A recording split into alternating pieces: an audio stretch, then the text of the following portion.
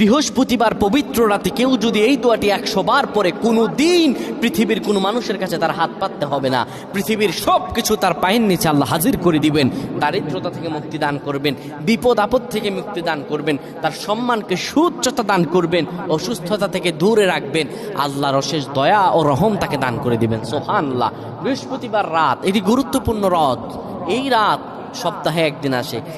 আরবিতে রাত আগে আসে, দিন পরে আসে। সুতরাং বৃহস্পতিবারের যে দিন গিয়ে রাত, এটি বৃহস্পতিবার রাত নয়, এটি শুক্রবারের রাত, এটি জুমাবারের রাত, এটি দোয়া কবুলের রাত, আল্লাহর কাছাকাছি হওয়ার রাত। সুবহানাল্লাহ। এই বৃহস্পতিবার রাত আল্লাহ তাআলা বান্দার দোয়া কবুল করেন।